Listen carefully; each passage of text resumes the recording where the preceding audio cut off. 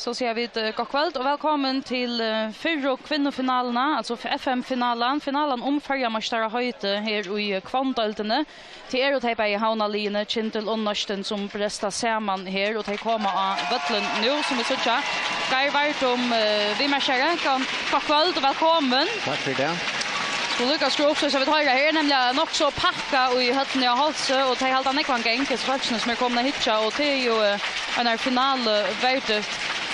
Det är det bästa linjen i Färjön vi får av Vötlen nu. Vad väntar du av finalen? Vi vant med en fina finalen. Det blir en tuff finale som jag tycker toppar kanske ett mål till finalen. Det har spalt 4-5 mot kornören här. Och här Kyndil om man vill 3-2 alltid. Så fälls det är den första finalen och jag tycker att han blir mästare av nervositet i början och så är det klart för Leachen bäst från början. Och här tycker jag att målmännen kommer att ha något att säga. Ja, Maja Dragoboljic, Kyndils målvärje och så Fria Petersen och i nästa mål någon två av de bästa målvärjena som vi har i Färjön och Lötne. Maja var ju dagsens lökare till Kyndil i Steipa-finalen som Øysne var i mitten Heseberg Line. Kyndil vann tandlisten vid 5 målen, 26-21 emot nästa någon. Och så som du säger, det var spalt 4 färger innan huset. Kyndil har vunnit tvärfärger vid 1-2 mål och så över Neistin det här ena urslit 28-16 vunnit här alltså i oktober månad. Det är den största månaden som är berg här som på linon. Men 11 mål det skulle vi inte vänta ikväll. Nej, det vill det. Nej. Det vill det inte och det vill allra helst här ja, 2 mål tycker jag. Det var inte några storskild några linjer. Hvis vi lukkar skriva ut här på linjen, alltså där finns domarserien här. Theo Gersthansen och Arnar Dam som döma dessa här finalerna. Och så tar ja hemmalinjen på linjen har version det hemmavat här i Høllini och Hálsi men Kyndil är hemmavat i kväll. Maja Dragoboljic, Malverge, nummer 8. Uteläggare Anja Eliasen, Gori Esberg, Bara K. Hansen, Asley Sunadötter, Fyrsta och Johansen, Gudrun Restorff, Anna Brimnes, Suna K. Hansen, Birgitta Morstansdötter, Lea Doros, Helena Krakosteine, Elle Sunadötter, Tori Erke, och så är det Var Thomsen och Tomma Petersen, Øysne Terje Besnakoar, Malverger. Så tackar vi till blåa linjen Neistin som börjar vid Baltinon, Fria Petersen och i Malnon och utläggare Susanna P. Nolsøy, Lilja Moore, Birgitta Ingolfsdötter, Eiberg, Barbara Johannesen, Dros Ragnarsdötter, Bara Hansen, Marion Falkvart Danberg, Asa Damanestabo, Brynja Høy, Fria Adunka, Torratla Torstensson, Gunfru Nolsøy och Jacqueline Doros och så är Margit Veje, Øysne Malverge. Och ja, alltså starkaste manningar som vi då sen söker av Bavon Leon här är så stora skean här är inte som där var nökrona så det är det starkaste linjen i banförna. Ja, det är helt det starkaste linjen. Onkel skier är väl ju det man säger att skyttelisten är i linjen fall. Men här har runt att skana tar spelaren så att det är klart till det så jag tycker att det är starkaste uppsättningen till Bavon. Och Neistin alltså här vi Baltinon och som sagt folk kommer i Høllini här det är alltså 4 av 2 mån kanske 3 mån finalen och akkurat Disney med den Heseberg linjen till släkte show huxande jag vi skulle ut i finaler till att det är som sagt ser att haft med den där. Jag räknar där att spela kört Neistin in till Brynja Høy men första frukast. Så alltså Neistin här som börjar vi Bara Hansen med 4 och så Marion Danberg. Och så Eiberg och smäckar hon till här av stancherna. Anna till Baro. Efter Anna. Släpper hon alla vägen. Gudrun Restorff och lägger Kyndil 8-8-0. Och Øysne Guldkors här till Baro Hansen. Alltså 8-0 här är väl en drömma början kan man säga här i början av Kyndil. Ja, det är väldigt gott och att visar det spelet som Kyndil spelade så är senast nu finns jag kors outlet. Det är första fasen i tar kontraspel och lyckat här så är det nästan jobbigt att göra. Det har täcka så mycket högt som där gör här. Det har vi då som säger jag knappt ja. Ja, det har det sen så igen Daniel kom till i fjör och det lyckas bättre så där. Det då att täcka det. Ja, Neistin här alltså missar bollen och tar så Kyndil en möjlighet att öka om Neistin. In Fyrsta Johansen till 2-0. En fraluk början av Kyndilslinon här, 2-0 till Gröna. Och att det att det är första fasen som vi säger vet jag med att det kommer och hålla presse och nästan kommer på plats och tar finna hålen och tar väl räfsa på ena vägen och det här är som du säger att Malberger kunde få stor antydning akkurat det ser kontrafasen att här ska Fria Pedersen vara klar. Ja, men det tar färliga vid målmen där att här kunde inte stanna utanför det. Stanna där utanför och räkna att han alla spelare så det blir rätt så. Neistin rönner att pitcha upp här, skulle ta få sitt första mål i kväll. Kyndils avskårar vill jag långt ha domarna Brukstad, men här efter att skjuta lopp från Kyndil, här Brynja Höj kommer Välheim och varje fyra. Här så färd att skjuta att komma hem. Ja. Jag har alltid skjutna så att det var läsine men så men det ser ut att Kyndil har ordentligt inte tag av dem i början. Och det att man här häver en naturlig Arke Samuelsen av Vanchen och Ösne totalt som att vi skjuta loppet till Kyndil. Hon var Ösne att en missil som här kunde föra av. Ja, här vet att hon alltid är först främst så där skulle bara hitta ut av så skyarna så är det nästan alltid full. Marion Damberg till tack för ska ta aprirna här. Här röjner Silja Agera men Ösne Maja kommer väl från början och Kyndils mål någon. Framvägs alltså 2-0 till Kyndil och här kommer där öka till 3-0. Anna Brimnes klackar han in. Tack höjrer till de gröna. Det är helt fantastiskt och som man ser så gör det en väldigt alldeles utskiftning vid Barry och Sune. Orsaka, jag ser att det tror jag han första skinn, han får Sune av spelaren. Jag noterar det som ett mål till Orsaka till 2-0. Men och vi ser att det här alla spelar rickar alla tunor här bara kommer vi fer in och per botten. Så är det den första fasen som är han trebeliga så att Kyndil igen. Kvart kan Neistin överhuvud göra för att stäcka tog. Alltså så nu missar där efter bollen alltså såna här halvar missskillingar. Ja, här så vill det slösa borster Fyrsta vid när missat när elevering fram till Asle.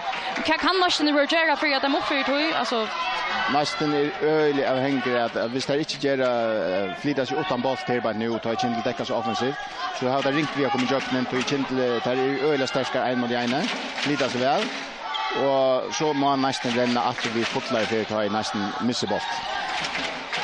Efter ett skott som fer fram vi alltså Neistin framvis ut första mål till Gauar har var spalt och Gauar 4,5 minuter här 2-0 till Kyndil. Anna Brimnes Brynja stendur här som hon ska och väger 4 alltså så kommer det kast till Kyndil här.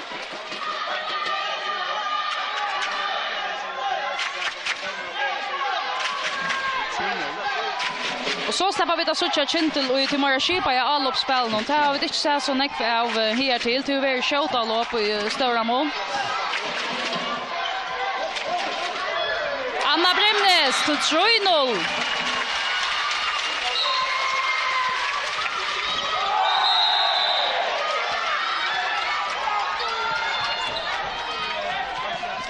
Alltså 3-0 till Kyndil och det är en tung motbräcka långt nu till nästan någon här Tori till 4-0 och så är det här i också ja nu får han vid timeout kost någon Danilo Gagliardi nästa vänjaren alltså till längta kommer alltså 4-0 så tulja. Ja, för det har vi spalt till 3 minuter. Ja, det är en tung bräcka från början nu, men han är nöjd att få spela Skipa analyseras här och få mer igång från vänken och helst från backen och att spelaren flyttar sig utan boll alltså det ger så några tekniska fel nu och skotten sitter illa och det renner inte åter alltså det är här är nästa som ska få oss på plats på en väg. Och till oss när det är så börjar att gå mot så blir ofta ringt att vänta skoten alltså tar man så börjar att ha hött det här att muskar foil till nästa tar man gärna kvar foiler. Ja, och det kan nästan vara det sitter i hötten och nästa spelaren nästa spelaren det att det är ju favoriter. Det är väl i 8 nästan allt kappingar och första 8 nu tar i grundspel ända är. Och det kan vara nerver annars spelare in där men och det skulle ligga kasta det alltså men det skulle helst inte komma näck mer att man är det här för att få sin plats. Nej, alltså 4-0 till Kyndil har spalt och ja, går 5,5 minut. Så att jag om Neistin har funnit han Leachland som kan leda upp för Kyndil-vägen här. Kyndil håller fram vid offensiva vägar som är så tjän. Bara Birta kommit in istället för jag nu ska ju komma in av vanchen men Øystein en som Dora spelar backkedden blir det kanske det. Nej, bara ständer blocker och Øystein tar standa akkurat här som där skulle Kyndils kvinnor. Så tar kunde svära efter Øystein. Godson släpper alla vägen. Bäj till att hon inte vill stäcka här. Alltså Marion tacklar inte liot och så ständer Fruja kanske center Eva som i malen. Ja, att det här är till öle ringsa dem till standa så ensamma där kommer inte ordentligt på plats i vägen och en Kyndil kommer fram i till första fasen och tar över det en mot en och rymliga nämnt Kyndil släpper jucken då där halta så störst press av den. Och här får alltså Øystein Marion Danberg vill kort ut i 2 minuter så Neistin alltså nu i minnelåta för att göra ett värre chatamon. Så är det alltså en läkare färdig av att nu kommande 2 minuterna och här var så i lötande till Malvägen utspela 8 Malvägar här i allopspelen. Och detta kan Kyndil straffa nu på den vägen. Men där väljer att ta det roliga och så bygga upp till ett idrottsspel. Och det är ju Øystein, det var ju så väl Øystein slav i beskått till att nettopp välja till att här var ser 5 mål nu och ta sig till att bygga upp och få ett tryggt mål att säga istället för att bara smäcka någonstans. Ja, det finns nej ut så att man behöver renna. Nu kommer det spela sig jag kommer få några chanser. Anna, ja, det har varit så inte vi känt här vi då för allops vittlo. Chamber Bolsand in i vägen här och Neistin alltså i minnelåta och en knappa minut att säga att skulle där skulle få sig här ja håll sekunder att gänga. Helst i allopet tar man ju i minnelåta som där är ju lötne. Så tror jag att Kyndilsvägen tar färra upp och Øystein Mansvägen. Här kommer Fyrsta nästa mål ut till Lilja Mår som sätter det in av vanchen här. Minkar och månen till 5-8 till Kyndil alltså. Spalte knappar 8 minuter. 8 minuter skulle gänga. Arn där slår på köknen. Ja, men det man nästan så för i Hondbóltur att Hálsi som kommer att ur nekomalen där kan få att visst det hit fullständigt stoppar upp. Och det är väl till han Neistin ska satsa upp på nu. Alltså termo väl bara inte fettlar fart och till Øystein, nu snackar vi som om att här är så öjliga längt att han vill till 4 mål vi snackar om. Det var mitten här spelinne. Ja, 4 mål är ju i Hondbóltur och det är Øystein vill 4 mål för mitten här spelinne. Och det kan linje han var visst Øystein i perioden att han spelar öjliga gott och så kunde det fettla fullständigt ut i 15-20 minuter resten. Så nej, här är inte avgjort så det kan hända mig kvar. Domaren har var armen uppe, tar vill ha också att hämta nu Brynja Røynesø för Øystein brottskast på skjorten. Och guldkors sammanfärgat till Anno Brimnes. Så här är alltså ett brottskast som ja, utvisningen till Marion Danberg Øystein Leo så hon släpper in att ta det här brottskastet.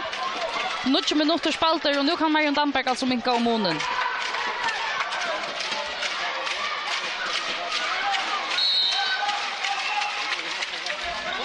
Sätter han tryckt in Marion. Så nu alltså 5-2 till Kyndil. Vi kommer ta det här inte i vittal som Kyndil var så 2 minuter. Då tappade jag alltså 2-0.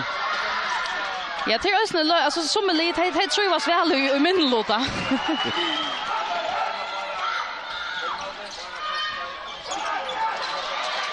Också man tar sig ofta om att det säljer flåpalt att man säger att det är en god stim som kör till en li och så kan man utvisa eller utskiftning kan lucka som bråta ta god rytmen som ett lir kan det samma huxas vi Hondbóltur tar vi sucha som ett här att Kyndil är en god stima så kommer den utvisningen som lucka som orek var inte.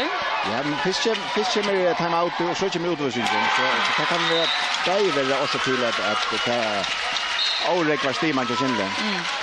Här alltså lukar väl ett mål, ta satta mål till Kyndils kvinnor. Står nu 6-2, har spalt i 20 minuter. Här är alltså 4 FM-finalen, möjliga Fyrsta av ja, 2 mån, kanske 3 mån.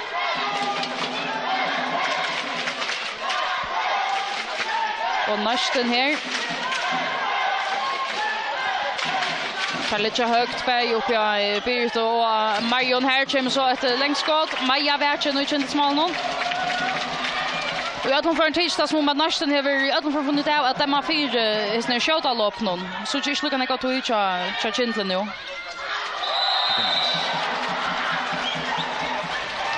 Det ser ut till att varje nästan kommer bättre igång nu och för tipp hållen så Kyndil släpper jakten.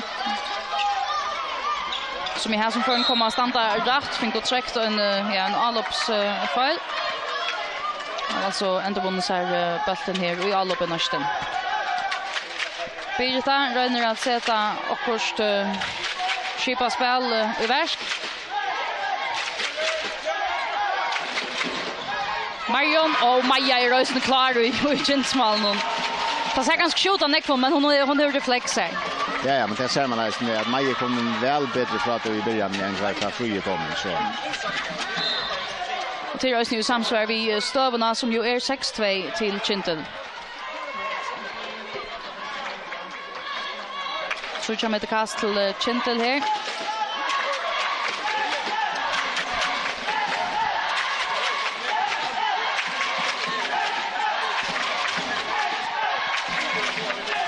Bara och Anna efter till Bara. Inna signalet efter Bjärsti här inne. Här är de väl inpackade.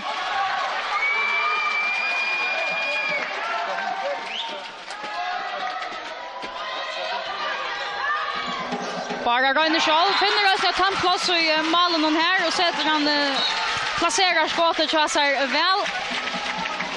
Bara han sen till Shade till Kyndil.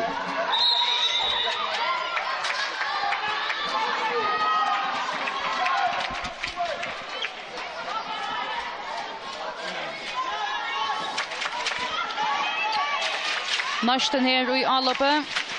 Birgitta. Där. Rönna på Brynjovinja strykne. Hon är välvart här inne.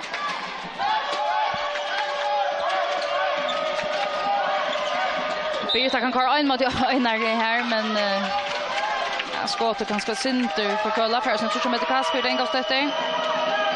Domaren har armen uppe. Touch över nästan on 6 elvengar. Arn tar släppa att Arn tar skulle avsluta. Här kommer Luxan där uppställning här som kanske Marion Damberg bara ska smäcka till. Färran in till Iroisne snöjer battren sig mitten på en Maja har en sån små för att Augusta inte vi hade någon. Ja, så lite lustigt mål. Ja. Men tälja ju akkurat lugan ek. Akkurat det ser man. Shade till Kyndil.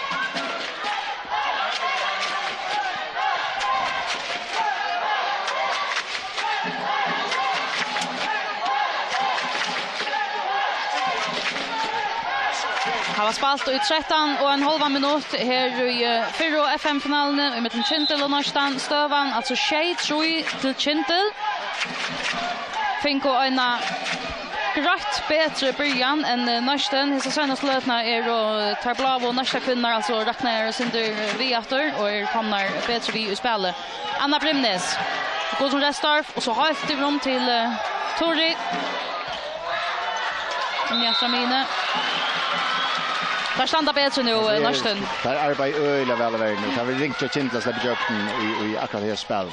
Ja, och nu blån kan ska pressa sin skjuta här var armen uppe till domaren. Det är kolossal antydning för Neistin om det skulle komma in efter och det som komma upp jämnt och kanske ösnen i vertala.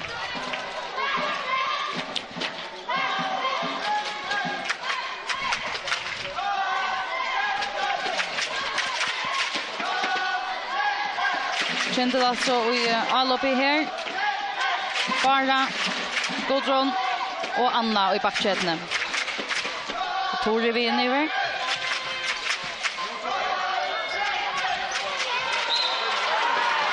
Här öliga obs inspelet från bara till Bjärste. Det fungerar öliga väl jag allt det. Här är tvär om Bjärste kvar för nu. Där vill jag ha där att skjuta utifrån. Ja, där vill jag ha där att skjuta utifrån och kanske få bara spelet här, spel in till Bjärste så där klarar att ta Bjärste. Lockarna. Ja, här så för det är öliga ringt vi att komma i jöknen. För station är väldigt nära nästan bara nu.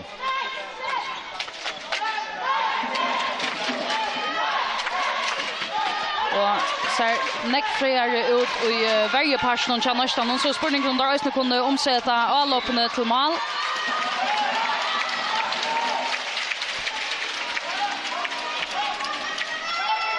Här var alltså bara finnet 3 mål så först 15 knappar 16 minuter när Neistin.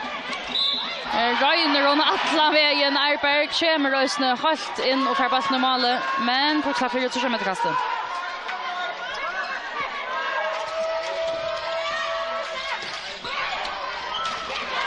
Brästran ut först säger här att rösten synt alltså. Jag hade annars skottet jag är som bräst i hade för sig lägger hit för stången alltså.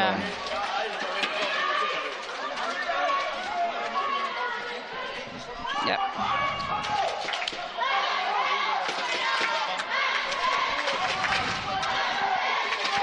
Kyndil alltså i alloppen här. Så skjuter lopp här, Marion Damberg. Ja tack, Marion Damberg. Det var akkurat minka ommunen för Neistin. Stövan nu 6-4 till Kyndil. Har spalt i knappar 16 minuter här i Høllini av Hálsi.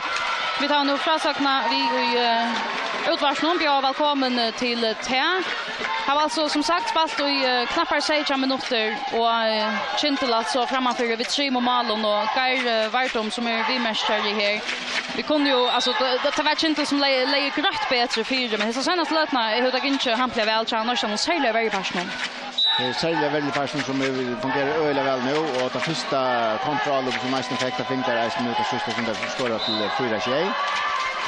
Och hvis Neistin helt det här kontanta varjespelare och för showball upp med höjreisen så kan det lätt bli något så kört. Vi tar vant och en spännande test och här till hela kanske i början till texta som om att Kyndil för att jag får en rent över Neistin i början men nu är som sagt Neistin kvinnor rättligare när vi till Neistin som är i anloppet i lötande. Här så kommer det kast Brynja Höj till Beirut av Møyene. Marion Damberg av vinstra backe till Beirut efter Marina. Tvärsrum till Arberg av högra backe. Arberg var rönnar för in efter till Beirut. Där efter färgerna på 7 efter så vill jag domaren Gerst Hansen och Einar Dam tar ha armen uppe vill jag ha också att hämta här. Spela Fruja, alltså där man nästa på en strykande chans någon sätter basten ner. Minkar Monen. Nu är 6-5 till Kyndil. Det blir alltså att äta sig späckliga in och efter här Neistin och nu är alltså bara 2 mål. Monen har spelat i 18 minuter. Det hade räckat här som Neistin matcher mot en så offensiva värre som Kyndil över att flyta så utan boll och här kommer Neistin alltså är fair in över och fair en frispelning så det ser ut till att här har funnit Neistin att öppna värre Kyndil på. Här har funnit Lichelen nu alltså Kyndil i alloppet. Röna att bjöa av i batchen till etnast inte Tja Suno Hansen och Steiner av Neistin som för att Arberg släpper alla vägen in här är helt i blåsen nu hon blir fällt av in mot skottruntorna till Tori Arke som i öllum för när undertagar som hanker i hon för så en utvisning kort av att i 2 minuter och i samma omfärg ösning ett brotts kast nej det var ju med kast till Neistin. Så längt in var något väl inte kommen. Nej, men jag håller att det är öliga snett att hon inte får straff i arbete. Hon vill först tidsen att han från Autori och så vill hon tidsen att av Bjärste ta in i jöknen så jag håller att det ska bli öliga bojligt för oss när men Kyndil alltså i minnelåta så kom han till 2 minuter när Neistin alltså efter i till Marshipa alloppspel någon här spelar alltså vid 6 emot 5 och i allopp någon här. Bara Hansen till Brynjo efter till Baro mitt 4 så det batch någon halt och jag vann någon Här kommer så ett skott helt i Arberg som röjner av högra vånge men bollen för rätteliga högt upp om. Och när att det var inte akkurat. Nej, att hon miste bollen i skott runt mig jag säger det var att det var inte till att så. Men gott Jötensvall. Hon prövar att flyga vånge men så.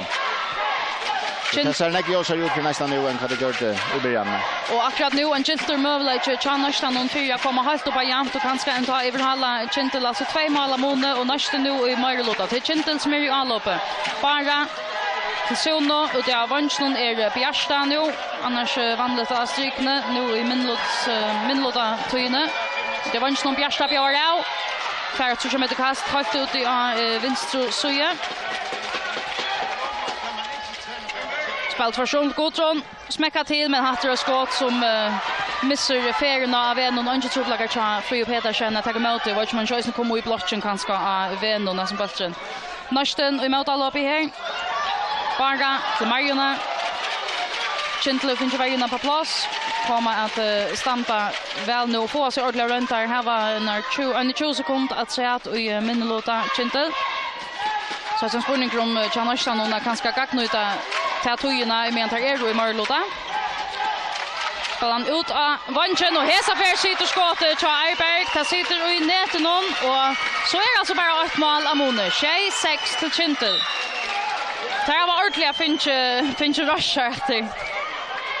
Ja, alltså det är hvis vi tar för att vi att hit hem out och där har vi Kyndil bara skorat 2 mål och nu håller jag att Kyndil vänner en borde omhuxa ett time out för att finns här Lucinda Shibai efter Kyndil till bant nu så är det oftast en mot en och det är öliga ringt vi mot nästa vecka. Ja, nästa vecka ständer väl och här är det väg jobba nu Kyndil i anloppen. Bara mitt för Reina för att man vill en show så är frukt ut Chaturri Arke av bunch någon Fria Petersen Björn Bjärking. Här så vi då så Fria Petersen faktiskt kommer igång alltså. Ja, faktiskt hon har haft näckvar händerna och näcken bollen utan sista 20 minuter så det var ju bara Kyndil bara finns 2 mål där sista 20 minuter. Spalt i knappar 22 minuter här. Stövan 6 till Kyndil. Och här är en finala vid intensiteten. Och spänningen. Akkurat här som vi var nu. Neistin i all uppe här. Marion Damberg björra och spelar in och strykna här. Finner Brynja Höj. Jaunar 4 Neistin. Så är tjej och 8 minuter efter till halvlegs. Och här väljer Kyndils vänjaren Daniel Rihos att ta timeout. Det kan man säga. Ja, det är alltid han bojar kanske en 5 minuter för lunch för att ta timeouten. Man sa att det är öliga gott att Kyndil stoppar fullständigt upp. Slår i stöknen, finner inte öppna värjorna. Och vi ser också om de första 6 minuterna tar för Kyndil 5 mål och 5 mål är på kontra och släpper stöknen i första fas. Ja. Och det är inte lyckas göra den ena för så igen då. Jag tycker att ja, här är nöjt att göra fler bevekelser och få spela mer flåtande jag säger. Och få att ta kontrafaserna köra åter. Och nu tycker vi att här är tröttar, där klarar inte att välja sig offensiv värjorna mer. Här är nöjt för åter och köra spelaren full. Ettla skrattnata fullständigt Kyndil. Ja, det här var en spurningar om Orsko och Brøyt, alltså som vi har som vi tar så synder om det alltså att det är en så tastig dister kan man vänta 2 hoppar som är så goda men det kommer öliga en annan Brøyt och ösna time man nu häver möjligt att tvär kanske att finaler kommer det igen. Ja, och vi ser det också en bailine alltså Kyndil har inte just en utskiftningen. Det är inte ena till ja, det Carl Luger McFolln där långt upp ja, så är det utskiftningarna ja. Det här är inte en utskiftning kommer från Kyndil. Bara har skift välja och alla visioner. Och nu kommer sessionen in i alla 4 godrum. Men ellers har det faktiskt samma linje alla tunna. Och Neistin är bara just en utskiftning till alltså där man nästa då kommer in här av vången och så har vi Birta och bara skift. Ja. Och det som händer att vi här till att simpelt att Neistin spelar till Jopater och Neistin alltså har lagt sig fram om Birta Ingolsdotter skorar till 8-6. Och man kan säga att nästa kvinnor här är då flickvante akkurat nu.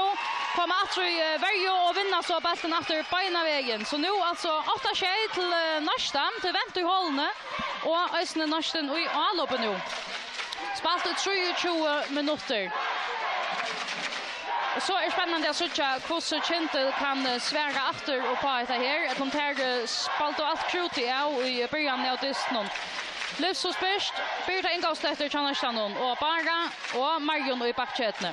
Bara vid bollen och smäckar till utifrån. Åker nu 9-tjej till Neistin. Bara Hansen hoppar upp, skjuter av Mine. Alltså fram i positionen och i alla upp någon. Och Batsen sitter i nät någon. Torri Arke svarar efter innan någon. Torri Arke Samuelsen, Jaunar till 9-9.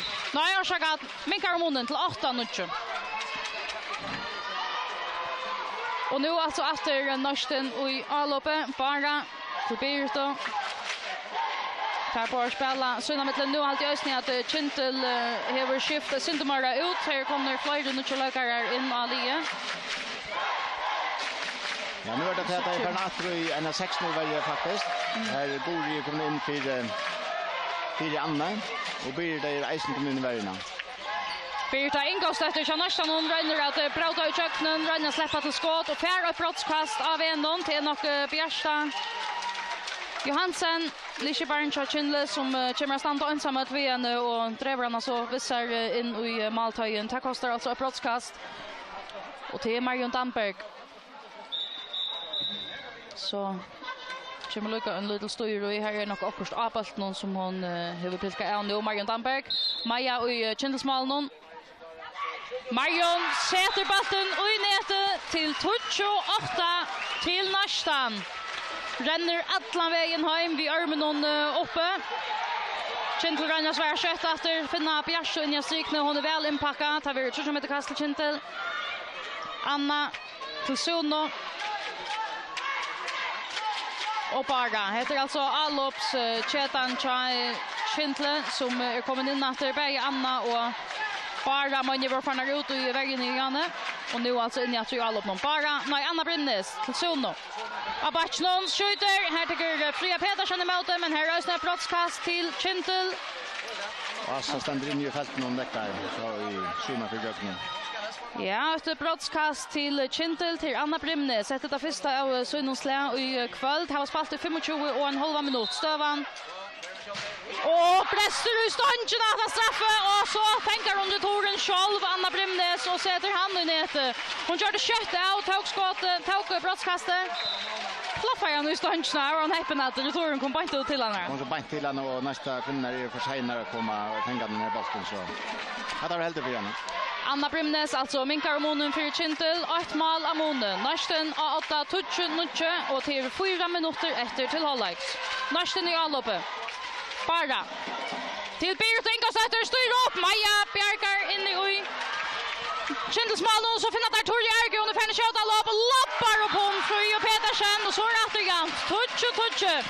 Hatta var att köta lopp. Det här som vi etterlyst då igen. Hatta ett köta lopp men det är munten miste det här.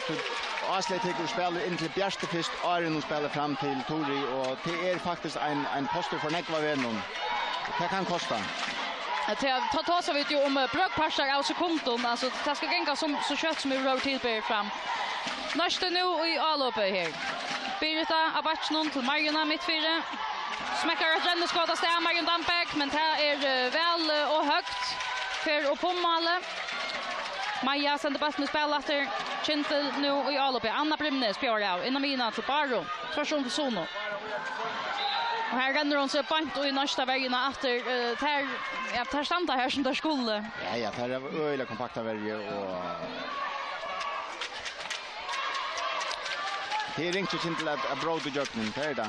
Och Kyndil har vi själva skyttar helt till Anna och Bara som kan skjuta av och annars har de inte skyttar ut då.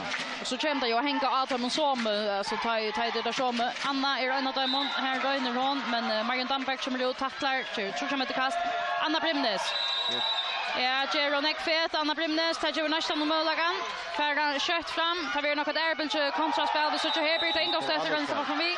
Ja, allopsfailer så kan det gänga hinna vinna ett pingpong akkurat nu.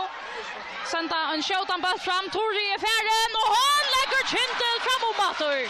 Tori Arke Samuelsen är färden, hon är stråchen stå och nästan bojar ju upp i vänstra vänster. Till att är skillig kört på ut är inte mer det tror jag. Så ger det här så vinner det neck mål akkurat på henne. En mansherrer i showtallop Torrid och här lägger hon alltså Kyndil fram om 11:22 2 minuter efter till halvlek. Neistin regner att pitcha upp här. Marion till Baro innan strykna till Brynjo. Hon är så inpackad in i strykna. Fyrsta är alla med en person eller runt om Brynjo. För att snacka golfkast. Så kommer det kast till Neistin. Brynja Baro till Marjona Bachnon för en mot en mot Suno för alla med in men för att så kommer det kasta vi nu Marjon Damberg.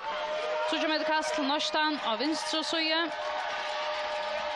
Spelar till Jopater här och jag vann Charberg smäcka till Maja stämmer väl och i Kyndilsmål och Bjärgar.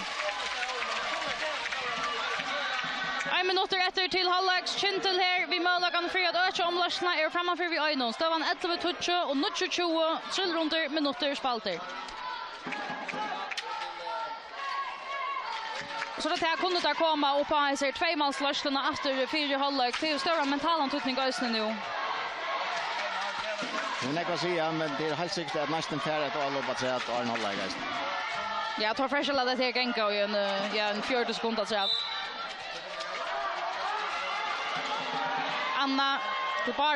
Anna Brimnes efter så hoppar hon upp själv, smäcker till och batteren lumpar Fröj och Petersen och snyter sig in i målet till 12:20. 20 sekunder efter klarar Neistin att svära efter här. Bara till Ingbirto utav vanchen till Eir. Marion efter bara Birta. Så tvärsrum till Marion Damberg kan hon föra upp 8-6 sekunder efter. Det var Kyndil som vinner basten. Det har 4 sekunder att göra det men Maja tar väl manövrera Syndronek vid basten och här fer tojen undan. Kyndil får inte tog att släppa i all och baster. Line får alltså till halvleks här. 2 mål av månad. Hatta sista mål här. Det var lyckas så snabbt liksom ett mål som för Inga Maja så här ständer det 1-1. Ja, det lyckas som loppa att man chillar ju inte av stånchen i Arna för in. Men Neistin är alltid att bilder efter fram. Neistin kommer fram vid 2 mån och nu är Kyndil framför 2 mån. Det var ju bara att Ancher out just mittenslinje men ett tycker vi därför att det öjlarna på två parter sätter noll läge. Så det har så att säga spalt vi Samalie alla vi rollar. Är några levande möjligheter för att säga alltså det var ju ett på för att liksom komma på sjurus när som vinner. Alltså nej till öjlaring Kyndil framför 2 minuter. Och jag säger ju Neistin att det får ända vid 1-5 mål och till Färfeli det kan föra båda vid. Vi gläder oss till 17 halvlek i mitten Hässelberg final och Line. Här till har det alltså levererat spänning och intensitet. Här är inte sätta finkrarna. Vi gläder oss till 17 halvlek. Men för det första får vi ösning att halta halvlek här i Høllini och Hálsi. Här står man alltså i halvleken i Fyrsta FM-finalen i mitten Kyndil och Neistin är att Kyndil är 8-12-20. Vi sätter paus här, sätter ivratter till tikkon i utvarspen och ösning och så är vi klar att ta i 17 halvlek för att börja.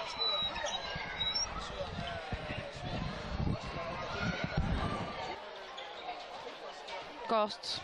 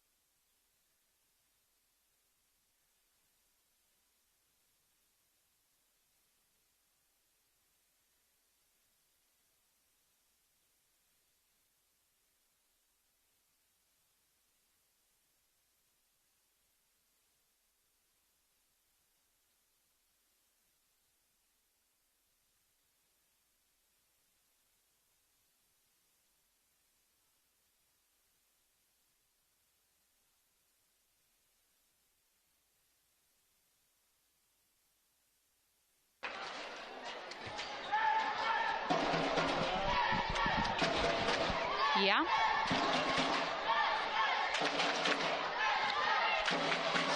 Så vi att vara klar.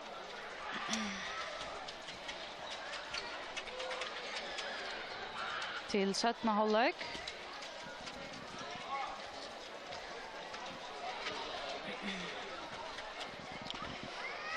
Här att vara klar till 17 halvlek i Fyrsta FM-finalen i mittlen Kyndil och Neistin. Alltså Kyndil av 8-12 touch och i halvlek någon och till rösnet här som börjar vi bollen någon här till 17 halvlek.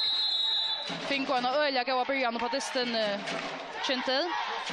Här kommer fram helt i början och så lyckas man stäcka det upp och ett gott kvarter ta miska så för halvlek och här på en 4 halvlek funnit efter steve och kommer fram efter vid 2 mån och nu blir det spännande att följa vi här i 17 halvlek.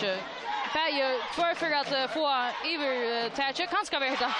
Torjarke som ränte sig här vid skottet men Fria Pedersen till röjer i Malmö och det ska upp i Fyrsta och Bjärgingen här i 17 halvlek. Men kvar det som häver. Och det kan vara en öjlig vansklig till Kyndil och en styrke till Neistin att Fria för en kanonbörjan i 17 halvlek.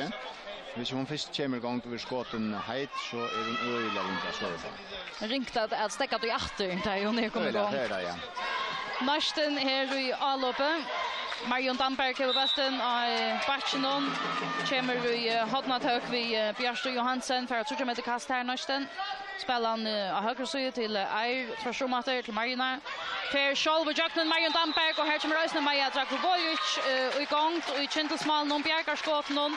Men av en Marion nog teachen näka härliga vi bruksla för brottskast här till Neistin.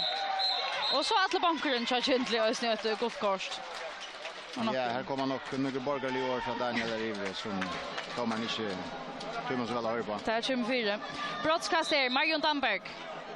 Ska hon min kommunen för Neistin? Nej, Maja och i Kyndilsmal och Bjärkar.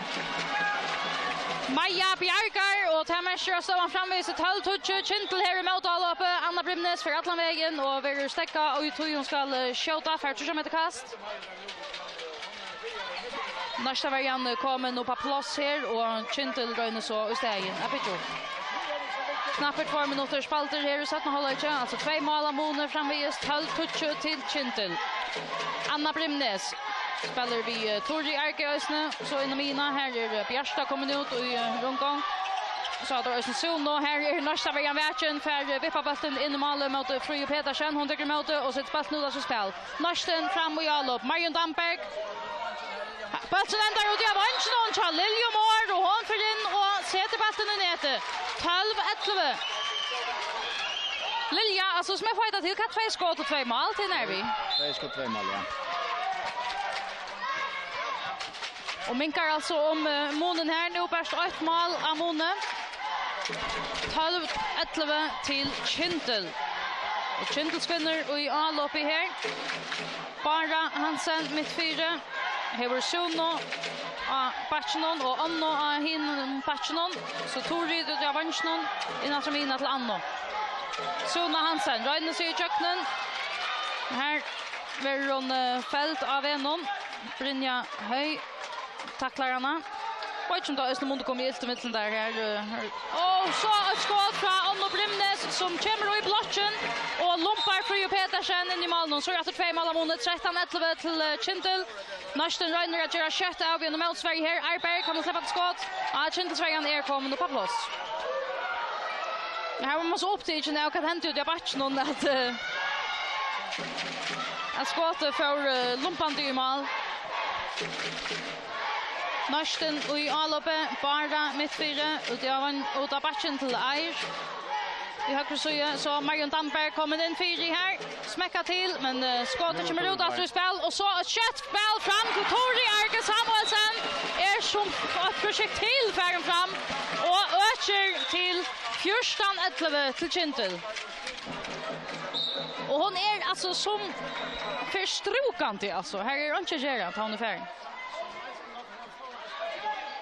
Kan man nog inte Lilja att hänga i men hon var alltså Ett vet framman för Tori och ökte till Fyrsta till vi alltså till Kyndil. Neistin nu i all uppe här. Eir till Baro. Så Birgitta spelar sina mittlen och i backcheten i här. Birgitta mittfyra, hever Eira högre sida. Och Baro i vinstrum. Eirberg fer upp själv och sätter bollen bant i målet. Ett längskott som fer fram vid Majo i Kyndilsmålen och minkar om månen nu alltså 14-12 till Kyndil. Att det är öliga gå till vi som släpper man mot man vid ferien inom 3 meter här och så skorar nästan kvar för hon är så knallskott har skottat. Placera bollen väl och vi hantar och stång. Och alltså 5 minuter spalter här i 17 halvlek i Fyrsta FM-finalen mellan Kyndil och Neistin. Stövan 14-12 till Kyndil. Och till röstnö tar gröna som är i anloppet i lötene. Anna Brimnes till Baro mittfyra ut av backen till Suno. Innatter Bara. Och så standande skjuter hon bant och i armarna av Birgit och ingångsätter returen bräster ut efter till Kyndilslagare. Kajada Shota får ett 20 meter kast. Rönt och finna Bjärsto in i strikene. Det kostar 20 meter kast och domaren har armen uppe och tar vi spalt upp till Anna Brimnes. Smäcka till och i ståncherna. Anna Brimnes och skottet har bräster ur ståncherna och det ger alltså nästan någon möjliga så kom Luka en stäcker ut. Det har vi inte skjutit alla upp men Kyndilsvägen för alltså tog att komma upp på plats. Och här såg vi efter att Neistin stod så mycket väl att hon tappade ut här. Kyndilsvägen blev pressad till att boja via skjuta. Ja, det är ska få att jag kör på tammaten efter så blir det ringt till Kyndil kommer upp nu. Och så är det Eirberg som fer efter en mot einare av backen och hesa fer vart det inte mål men brottskast. Brottskast till Neistin och hesa fer Brynja Høy som för att täcka. Brynja Høy skjuter och efter Maja och i Kyndilsmålen som bjärkar. Och så tar sig av dem att Fröja Petersen stod väl och i Neistin-målen men det ger Maja och i Kyndilsmålen alltså ösne. Ja, men detta blir en sån distri att det är marginalerna som kommer att göra det och det kan gott vara mål men ösne är här marginalerna. Och det ger alltså sannolikt gör det så ut Maja och i Kyndilsmålen bjärkar alltså här som brottskasten från Brynja Høy. Och nu Kyndil och i Aloppe. Birgitta Marstans stöter kommer vi i Aloppe av vänstra backe. Spelar till Torit. In Amina till Baro.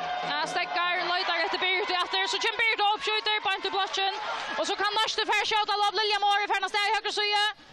Ja, det blir synd för Kölla skott. Nu skulle hon för hon stäcker synd. Ja, jag håller hon täcker skriva i ögonen att hon ser att Maja kommer mot henne och kanske det upp här på och skjuter utifrån istället för innan fältet och sådär. Bara Reiner hinner ända någon skjuta emot nästa mål någon Fröja Petersen angår trubbelagar av Bjärka. Sitter bollen spelat där. Neistin bygger upp här. Bara till Eir efter till Baro. Och ja, vänstra backe är Birgitta ingångsätter och så efter till Baro så slår där Luka bollen i golvet och Birgitta Sindra Nutjon.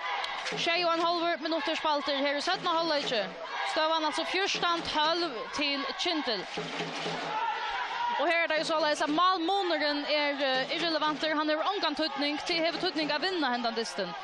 Asa nästa bör Reiner av Vanchenon och efter Maja och i Kyndilsmålen som bjärkar. Ja, stämde väl Maja här. Stämde öjla väl i Abelsson.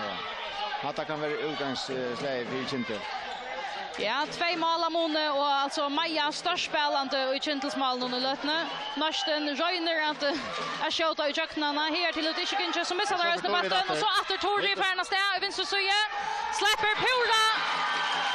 Schall fram och ökar Neistin att Kyndil står nu 15-12 till Tegrano. Här var det 2 nästa damer efter henne, men här får han alltså chatter. Här 2 nästa damer, där var faktiskt bara 30 meter framåt till Arno kom fram där, men hon landade av. Det är ofärtligt den Jorska som är igen. Alltså ofärden igen. Man kunde gott sitta i en gåa löte bara hukta till tog. Alltså, det är imponerande. Ja, det var helt imponerande. Neistin här i anloppet. Här har varit 3 mål att hämta in. 90 minuter spalter. Så det Eirberg som röjner själv. Vi har skott utifrån här. Inte troplagar Chamayo i mål någon att bjärka. Men det var så inte kast av en. Så inte kast till Neistin. Till Tici här. Spel till Jopatter. Eir vid bulten av batchen. Så in 4 till Birus och Amine. Här skiftar ofta sina mittlen. Bara och Birita. Och så var det Tici ett time-out här till nästa vänjaren. Danilo. Som vill ha time-out. Han vill lyckas stäckas ner. Arnda kommer få gått igång till Kyndil. Ja, och alltså det nästan över öle ringt att släppa juggnen till juggensbalda spel nu. Kyndil är för att täcka 6-0 och skjuta ganska bjärste fram vid kurs till en 5-8. Jag förstyrar ölarna. Men det ser inte ut till att nästa kvinnor finna lösningar till att finna hålen. De tar pröva ölen en mot en och få alles fel på sig ut och ta det Kyndil straffa där och till Tori faktiskt görs nu i sätten av läge. Ja, hon är en manserie, alltså Tori vann någon här. Nu är det totalt snägg mål och hon finns 6 här till. Nu kommer på 6. Och ja, flera av dem ner alltså på showdalopp. 3 mål Amone, alltså här i Fyrsta FM-finalen mellan Kyndil och Neistin, stavan 15-12. Här var spalt i går 90 minuter här i 17 halvlek. Och för spänningen kunde vi så välna att Neistin nu för att finna Lichlen till att läta upp för Kyndils vägarna. Och inte minst, ta det så kommer så långt så skulle det ju också fram vid Maja i Malmö. Det är säkert, och som Maja startar i 17 halvlek så vill det ringt nästan att köra på bojarna. Där var pressa jag långt på tojerna på ena vägen. Armen var uppe till domaren. Det ända så vi att Brynja Höj in i strykne för ett brottskast. Fyrsta ett skott utifrån och en returer som kommer ut till Brynja Höj och här vill hon fällt att täcka in i brottstöjnen eller i maltöjnen. Och det kostar alltså ett brottskast. Och hesa för det bara Hansen som får röjna. Kan Maja åter bjärka? Nej, men bara stossa bulten och han får högt. Han får simpelthen upp på målet. Är det inte Maja? Ja, men så är det Galve som är fyra. Alltså, det var jag psykar ner nästa dammar. Ja, men att det är ofta så är att det är bränt 2 straffar det och så lägger det ett avspress att han tredje spelaren kan skjuta. Och hon är ju placerad bort. Bara Hansen vid en brottskast som alltså blir skott bant ner vid golvet och så är Sebastian stöcker upp på målet. Alltså 3 missnöjt brottskast och det är ju akkurat han månaden som är alene och bant nu östne. Så han 15-12, Kyndil och alla uppe här. Är alltså framför och kunde nu öka till en 4-målsslåsslo. Birita Abachnon till bara mitt 4. Suna högra backen Reiner själv. Ja, skott över Orekva. Så kommer det kast. Nu får jag där öjlan en mot en alla tiden. Hvis det inte får flow i spel och pröva att spela jucken och flytta sig så kommer det åter i muren nästan. Ja, och här gick det så att Baro Hansen som skjuter utifrån och bollen för fram vid i målen till 16-12 till Kyndil. Neistin nu i anloppet. Skulle Luka skifta ut. Här var Marina Damberg in i anloppsparsen här. För efter Eirberg utan högra vånk. Birut Ingolstedt och högra backe. Bara Hansen mitt 4. Marina Damberg av vänstra backe och Asa Nestabö av vänstra vånke. Brynja högra strykne. Birut Ingolstedt och Bastnon finner Brynja i strykne. Skjuter och Maja ända affär. Maja Dragovic. Oj. Jag Brynja till Maja gör akkurat samma som hon gjorde i Jan. Hon sätter sig ner. Så hvis Brynja helt i bollen och lilla löte och lägger den på manna så skorar den den. Så här är rum över halter och hitchet. Kommer alltså ner och Jersey Lucas som stora lockt ner i målen Maja och tar Rickard Jane. 12 minuter spalter, 4 mål Amone, 16-12 för Kyndil. Och Kyndil i alla på nu, Birita Reiner att här själv och tar Bruksla Aron. Hon hejer bollen i nät någon, men tar vi Bruksla 4. Vad står fet eller vad det är? Men jag tar för att släppa Neistin i alla, bara. Och så Birita Ingolstötter, släpper hon till skott. Tar Geron och bollen för alla vägen in i målet. Birita Ingolstötter, minkar Amonen, 4 Neistin. 16-13. Och Kyndil efter i Alope, Birta. Till Suno, till Baro, efter Birta. Och så tog det ut jag vann och hela där så lucka att två affärerna lite som det gjorde och börja nutchon.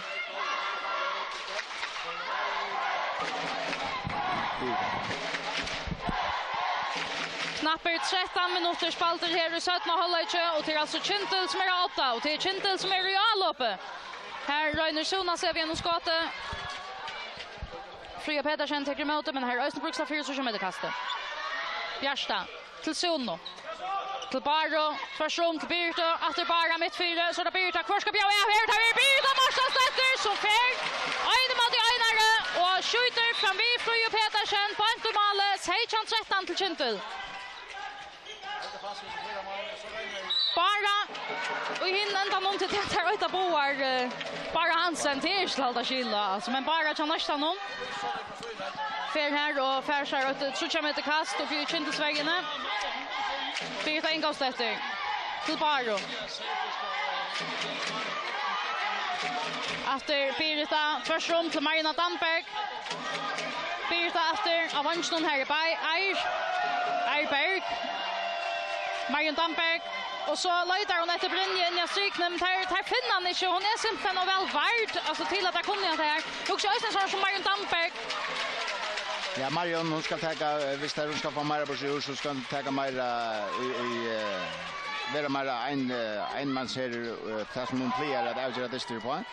Hon letar öjla när det Brynje att hon och ta vet Kyndil att hon ger och tog tar en spalt till henne. Kyndil nu i Alope här. Bara mittfyra till Birta av vänstra bortre. Efter till Baro. Så ja, högra bortre här. Anna Brimnes kommer in. Bara över... Oj, så att det går som är kommit in nu. Birta för alla vägen själv. Birta. Marstans efter Tja Kyndil. Skjuter ännu ett mål här till 18-13. Och nu, alltså 5 mål av munnen. Nu börjar det att vara en öjlig mån då. Alltså nästa bör efter hinner ändå någon minkar av munnen. Nu 18-14. 4 mål, ligger av vippne, 4-5 mål och akkurat efter spelare. Ja, men jag tycker att som det ser ut nu så tycker vi att Kyndil klarar att ta ett ein. Här har disponerat näck bättre i krafterna av lägaren. Här finns det skiftningar ut nu i 17 halvlek, början i 17 halvlek. Och jag fullt till här som har adressa drilless i förra halvlek så Neistin öjla näck där som lägaren. Anna Brimnes och till Anjo Eliasen som kommer in av bunchen Kyndil skjuter men Batchen Kellar för sig Arna förut att det stöcker spelat till Neistin för fram och så nästa bör skjuta loppe av bunchen för in och placera bollen på ett mål. Minkar Monen och så tar man nästa bör här till 18-15. 3 mål av Monen. Och det är väl akkurat detta här att skjuta lopp. Det har vi inte så näkt till från Neistin här till i kväll. Det är en måste sagt en skjutväver och ja. Det är den bästa utan skjutväverna komma från om och få några mål. Nämmal. Hitta skulle kämpa sig till att målen till på krafterna. Och här får det kanske en möjlighet att vinna bollen i varje stöv Neistin. Kyndilsvägen nära att komma upp på plats här. Men så kom det där i öppnen för en bygge upp och jag upp någon. Till Birta och så Marion av Vatchnon. Till det här tror i backchetten nu. Bara sitter utanför i lötene. Birta ingås efter mittfyra. Eirberg och högra batche. Björau, skjuter själv. Ständer Maja och i Malnon och Björkar. Bastren bant för knöjen av Maja. Drago Ljubovic och i Kyndils Malnon och hon... Ja, ännu en bjärging. Knapper 16 minuter spalter här i 17 halvlek, alltså 13 minuter efter att spela. 3 mål av Mone. 18-15 till Kyndil. Och Kyndil i Alope nu. Bara Hansen mittfyra. Över Suno vissar av vänstra batche och Anna Brimnes och högra. Och så Asley som kommer in av Vanchen skjuter men Fria Petersen ständer väl i mål och så en längsändning som Atla Brynjo höj Chanastan men ändrar helt upp i mål och Majo. Och så släpper Kyndil efter Rui allop. Missnöjt möjlighet här Chanastan. Tjera sen försökte jag och Brynja var helt fri i så stående. Det var snö hur länge ska man spela armar börjar ta som heter panik alltså tojen börjar att pressa och tror mål. Det var en sorts som spelar in när man ska ta sig out när kvar ska spela på skott ska vi göra. Tori Arke här av Vanchen placerar han så looks ut vid handar och stång helt upp under nätet och en frallig skott av Vanchen som är snäppare mål. Nu 15 till Kyndil och så alltså nästa böj hinner någon återminkar om munnen. Till Wenkener som gör så ut i lötene och sätter man nästa böj för Neistin. Nu 16. Ta gånger kött på vägen i löten i här. Kyndil nu i anloppet. Fyrsta Johansen. Och som hon atläsar brottskast ligger inne i Maltöjnen och Tidsna sindra härliga och byrde. Men det är inte några utvisningar som har varit det. Det är en forslige så tar av för så vitt helt och i hampliga väl nu domarna alltså. Ja, i haltet där av den finnandest. Så det tar lätt att släppa spela handboll och tar mål släppa täcka sin alltså det är en final. Outjust. Tar gör där samliga just nu. Så i Malamone spelar till Chopater. Till Kyndil i all uppe här bara mittfyra till Anna Batchnon och så har där Aslevisar och högra Vanche. Anna Brimnes mittfyra bjöar jag. Letar efter Tori som är kommit i övergång. Han finner han inte men färre så kommer det kast. Fyrsta till Anna. Så Anna Brimnes för upp skjuter i målet. Anna Brimnes till 16. 4 mål Amone. Neistin Reina svär kött efter Berg kvar och väljer som bollen någon här. Så Tori ner och tar så är Håkon Bergas om han bollen. Han ändrar av nästa handen. Så kommer det kast till Neistin. Så pitchar där upp här Neistin. Birita mittfyra, Eira högra backen och så Marion Danberg av vänstra backen. Skjuter där om Birita till Marion som nu mittfyra ut till Eir. Efter Marion. Birita, Marion. Ja, han skjuter i Charlie själv. Marion Danbergs öle lite av tog till Mara Eir som bjöar av ut i Batchnon. Marion. Här Ferron och skjuter. Maja Bjarkar och i Kyndilsmål någon Batchnon stackar ut efter till Liljemor. Så Neistin där var det detta all uppe här. Tar få inte upplagt och möjligheten här Neistin. Här kan ska en till Birta Ingolsdotter. Finta sig fram vid Kyndilsvägen och Ferskjolv minkar Amonen för Neistin. 20-16. Till större Amon enmans avrik vi såg från Neistin än. Så det här om Kyndil kan få ta kollektiva spel fram här i allopnån. Sona av Batchnon till Barro som är mittfyra. Högra Batche, Anna Brimnes. Så Tori och Ösnevi. Batchen mittfyra till Barro. Björn now. Atromse till Anno. Ja, så spelar där att skynda med till domarna vill jag ha också hämta nu. Armen är uppe och så slösar där bollen borster. Sona Hansen vid en missat när i avlevering. Och tog släpper Neistin i motallop här. Marion Danberg som röjnar Ferskjolv. Ja, här fär hon så att så kommer det kast. Men det blir inte pressa tjejne. Alltså. Ja, hon vill helt nattla väninner och hon skjuter men Birta tar plakaten att han vill göra. Och så är det där som Randi har spelat om i Jan men när händelsen är nästan stod jag ta som dagar men det är vi när börjar det bli paniker alltså nu 90 minuter framvis 3 mål här så ett skott som helst för mål men jag tycker nej det blir inte panik än det blir inte panik för det är kanske 5-6 minuter efter hvis det stadväger 3 mål så 3 mål och i handboll är öle kött det kan vara 2 minuter så ut det 3 mål innan det Och i häson för någon tar det så FM-finalen så då luggar mig som du tappar vi ögonen eller vi schemalon alltså då tappar du så då tappat och då vinner men så alltså det som räver om nu så går det Kyndil det är att vinna Neistin och bara där vinner vi en mål så har det ett neck bättre utgångsläge till lördagen. Och tar vi alltså sättna FM-finalen i mitten här så Berlin men nu ska vi lugga göra häsa lite först. Går 8 minuter efter att spela här. 3 mål av Mone. Stövan 20 Seichan till Kyndil. Och Kyndil är all uppe här. Anna till Baro. Till Suno som är ner Batchenon. Domaren har armen uppe. Ja, det var bara Hansen som rönt sig vid skottet. Prester på inte blotchen till Neistin. Så kan Neistin färra hinvid. Eirberg. För dribblande Kjall fram efter. Och ända via Kjall. Då på inte mål Kjall. Ja, men kvui inte. Eirberg. Till 20 Archan. Och så efter Kyndil i alloppen. 6,5 minuter efter. 2 mål av Mone. Här är spänningen till det sista. Det ser som att det är ut. Anna Brimnes mittfyra.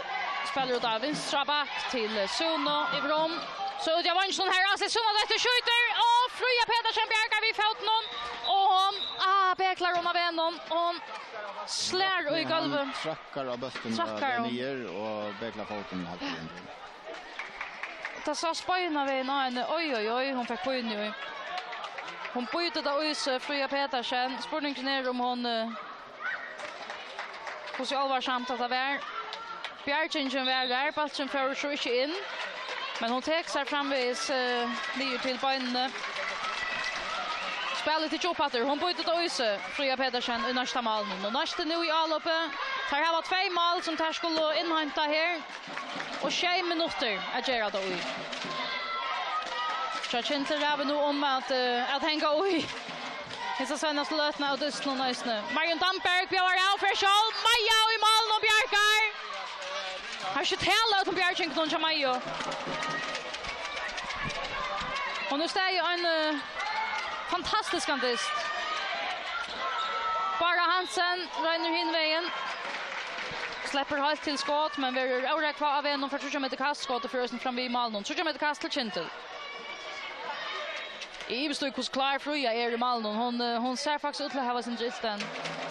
Hon är vilt men hon byter att ösa till en ända ner distan. Hon vill så gärna ska spela en distan alls. Kyndil här ja, nu så tar där timeout här Kyndil. Alltså 6 minuter efter att spela av här FM-finalen 2 mål av Mone. Kyndil alltså framför vit Feimon. Till det han färdar att ta ett Irland. Rocknar vi han är nödvändigt att göra brötningar i allsparsen nu. Nu är han flott Suni över vänstra back och Anne över högra back. Och han häver blir det måste stöter ut hos lunge och inte brukar han vänstra back till är med Lille Gata. Jag tror hon inte väl hon kommer in. Hon klarar att sätta sin läkare av och som platsen och skora 2 öliga viktiga mål av det här på. Så det borde jag nog också finna han innatter. Jag tycker inte att Sune har orske till att spela ändan av sin destinering. Hon vill ut och lunch vid skia. Och det kunde vara en sån förgörning kost blir det natt. Men om man gör det till så stort mål. Neistin räddar så bara om att hålla en klubb där ska välja och inte låta Kyndil få mål och passa under kontroll. Och möjligtvis få en 2 kontra själva så att här kunde komma på färdigen. Ja, 6 minuter efter här spelar vi till upp efter nu. Kyndil alltså i alloppet. Här kommer ju öka till en 3-målslöst nu. Nu är det så gott Anne Ivra från vänstra backen här så hon får jogga nu. Ja, Anna Brimnes Färsjall skjuter vi kastar och stånk och ökar till 21-18. Skjuter i mitten Fröja och stånkarna här. Anna Brimnes och så hinner den någon Asadam nästa bö av vanchen in och stossar bollen under benen av Maja och Bantumalle till 21-19. Väldigt ofta vi såg det här. Kyndil skorar, Neistin gör kött upp fram till Asa min karmon efter. Ja, där kommer jag att vara in här i högra sidan Kyndil och det här plåset till Asa. hon släpper döden.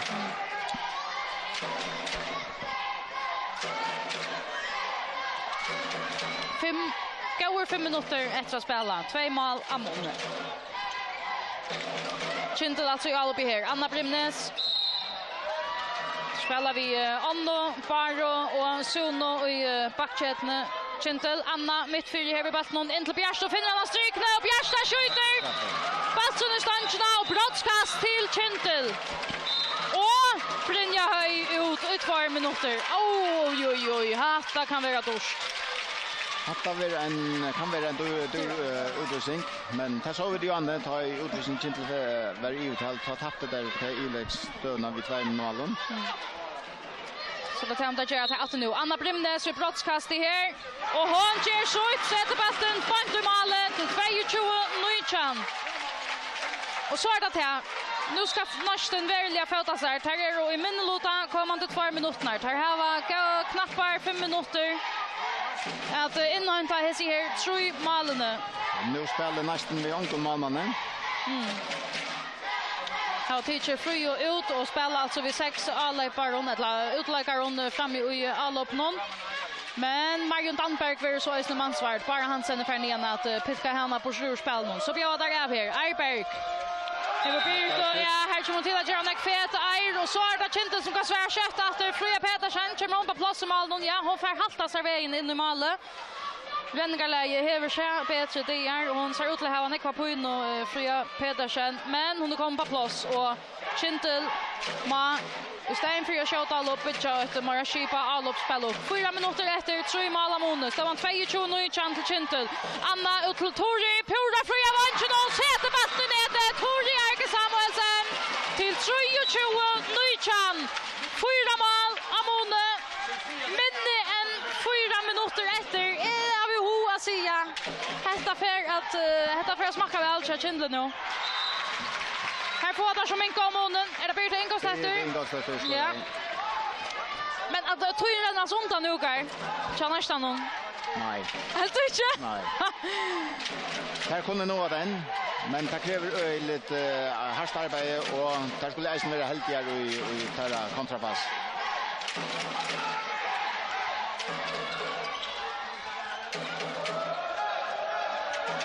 Anna och bara till Kyndil som är alltså i all uppe här. Anna Brimnes och smäckar han i nätet. För upp själv skjuter. Lagt i mål någon fram vid Fröja Petersen. Till 24-20 till Kyndil. 3 mål av Måne. Nej, 4 mål av Måne och 30 minuter efter. Till räcka till att här är under trushen nu och Neistin. Det är rätt och avgörande som skulle täckas nu till Taimon. Danilo teker timeout. Nästa vänjaren. Vad säger han med sina spelare nu? Nej, det som han tycker han för ut han vill ha där kanske spela för att ta målman ut nu och spela 6 mot 6. Och så tycker vi är att han sänder där ut kanske att man Sverige tvär Utland täcka offensivt av Utland. Det är hans möjlighet till visst det inte skora nu och på det är all som där här va. Så är utsätts att så tappar den bästa. Så tog kommer att satsa nu. Ja, du nöjes att satsa. Alltså visst du ska in inte. Där skulle så går ju in och hämta 4 mål. Och till 30 minuter och det lät sig väl göra i handbollen. Det är det. Men det kräver bara att här öla disponera er och finna allt här orsken att kunna finna för att komma ut det. Och tar vi komma ut och äta här tar vi komma ut och äta här spel här tar vi sats tar vi kanske malvarje ut och mot ögonen och du vet det är absolut inte ta vanta handbollsspel. Är det tar spel tillvilden som fär också störst valt? Ja, du ska väl öliga helt i det här välja bara spela vi målman minne. Och jag tror nästan att säga att Kyndil vinner den här. Ja. Neistin är för nu all uppe nu. Bara Hansen vill tackla kontant. Anna Brimnes kommer ut. Och så utlösningen får en snott. Tar vi utanför något 30 meter kast till Neistin. Nu bara Hansen mist luften och gör sambrösten vid Anne. Ja, så är det ut till nästan på en av vägen att det liksom tackar sig till Butchen och tar klara på en av vägen och hjälper henne. Och sen kört samt att vi såg att det är stantande att missa. luften och på handa matan. Bara Hansen klar efter. 2,5 minuter. 4 mål Amone. Det ska vara nu Neistin om det här skulle komma tror jag efter. Marion Damberg gröna själv och klarar att komma jöknen, klarar att få bollen i nätet. Minkar Amone. 3 mål Amone. 24-21. Och så kör vi ta vittla sats här från Neistin och vägarna. För först är det alltså bara att avsätta man nästa på mansväger om och Brimnes. En stor årsaken till att Neistin inte har klarat sig väl sett något är att det här är det första målet som Marion Damberg sett något.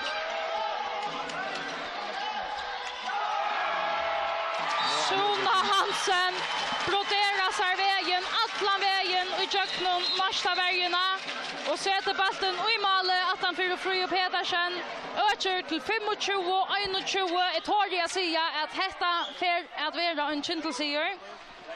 Eller vad? 2 minuter? Nej, det är avgjort. Det är helt säkert. Kyndil vinner en av Neistin och det är bara kursmål under vinner 4 i fine. Kyndil för att vinna hända Neistin. Det vantar vi. Jag tror för 2 mål. 2 minuter efter Rashaka och 4 mål Amone. 25-21. Neistin Reiner efter. Bara Hansen och alla på någon spelar mittfyra. Byrd ingås efter av Batchnon. Jag hinner Batchnon Marion Damberg. Och som du säger Guy, Marion Damberg vid har sett näck från henne och det här blir det ingångsstöter vid en skott som fer i målet. Placerar väl blir det ingångsstöter ett längdskott på inte målet. Minkar Amonen till 25-22 men det är smörren ja för sekund. En gånger minuter efter att spela. 25-22. Och tar flagrar som flåar i fläska här i nästa vägen och tar öjer allt man lyckas att skapa ett centra och plats. Alltså Suna Hansen som ränner för jöknen vid fält av enon och det kostar alltså en utvisning. Marion Damberg körde ut i 2 minuter. Brottskast till Kyndil. Och det stort levisen här till tar vi så steipa finalen Neistin. Då var det faktiskt Eisen Suna Hansen som avgjorde i den allra sista minuten vid sin jökenbrotten och sin skotten. Och det ger en atträsver så en fantastisk ung spelare.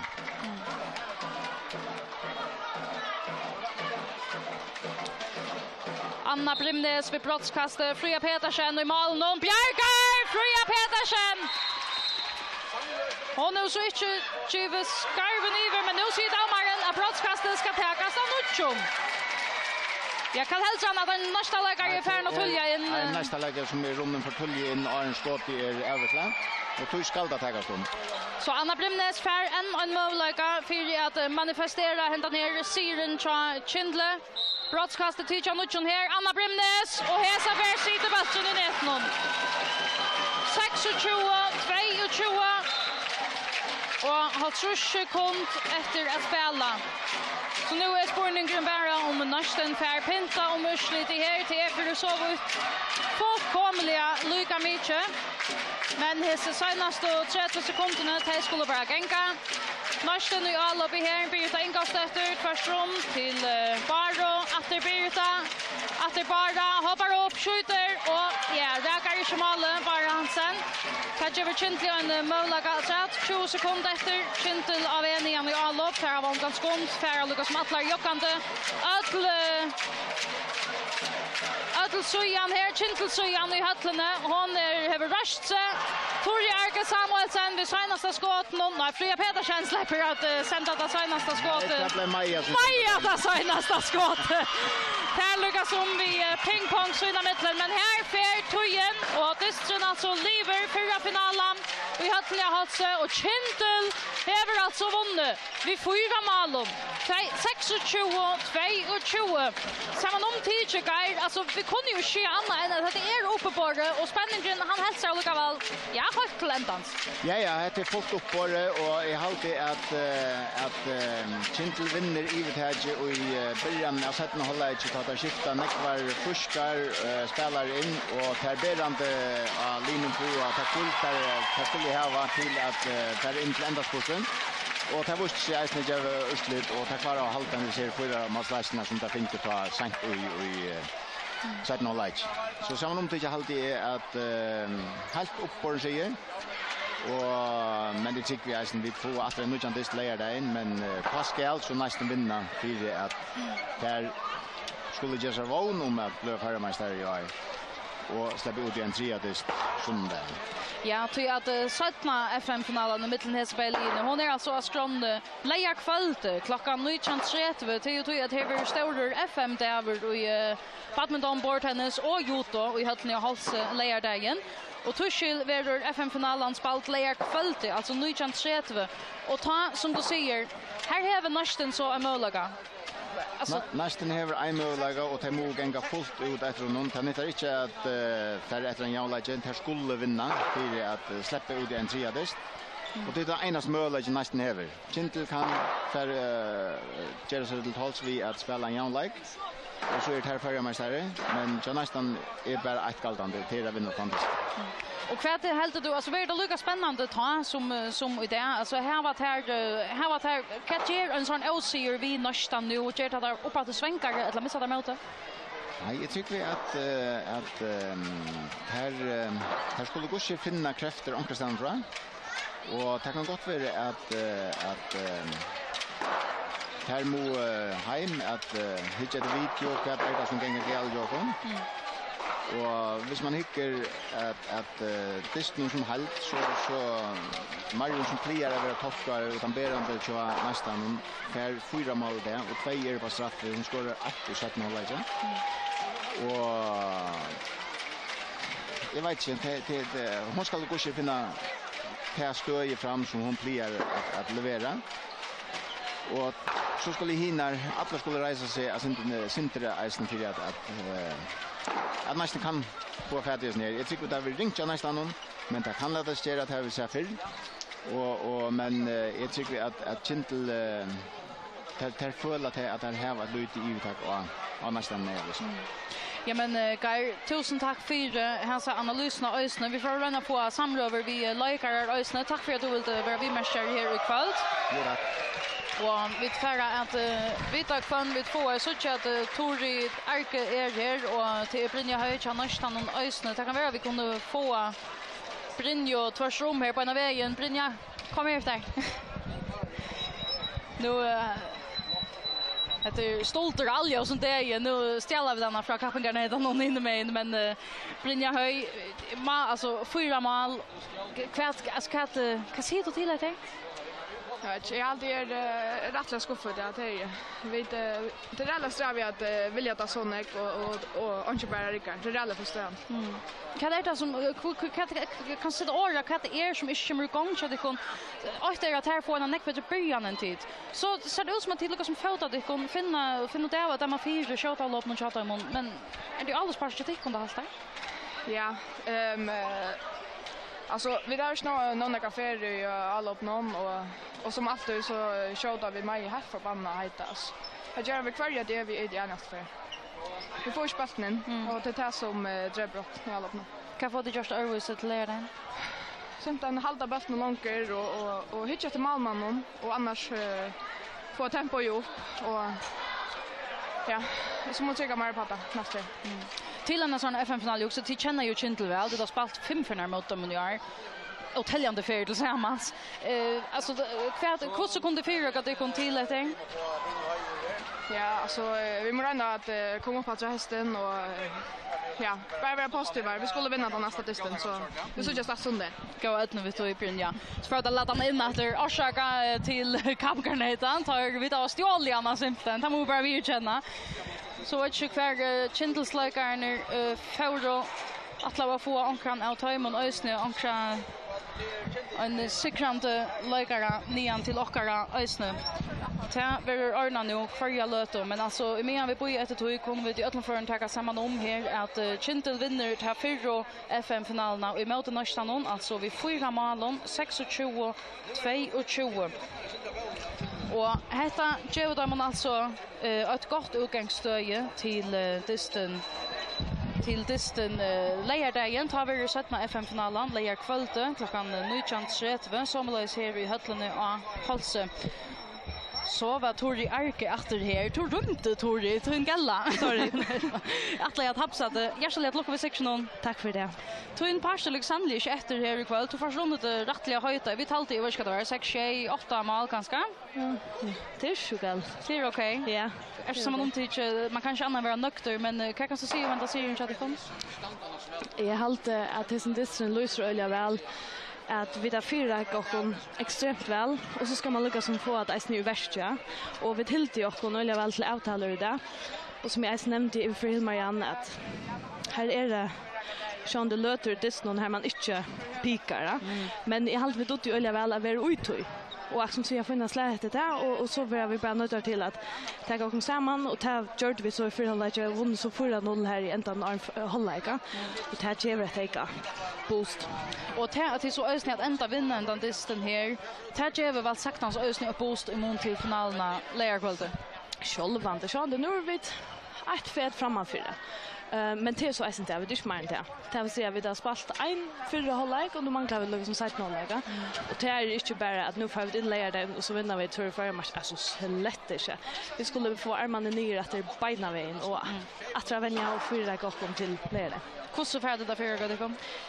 Ja, men det är att alltså till Lucas som är vändning som det är uppe i hötten det ganska mer uppe i hötten vi skulle inte halta att nu är vi totalt om man nästan någon och tärs för att komma vid några så kände vi för att vändning och margin och så får vi det hitchat någonting och vet vi kan göra upp bättre och det ringt av fettel efter att lukka som att omstilla sig också det är vi att de spelar så ofta mot cornern det satte för i år till det var en ganska tvärförnar efter att säga att det är några ting man vet om kan annan och så det är vi att finna på att han nutcha ta det nej och hur skicka det här det kom det är trubbelt tror jag att här som ting som vi då är bäst och som ting som tar då är bäst och man försöker inte budja från toja och så är det förut liksom fyra sig mot toja. Så ofta snurrar det sig isen om för det som räcker dagen och särskilt isen är profilerna eller innan klara. Tror att tar har ölen jag säga och rutina och allt det där.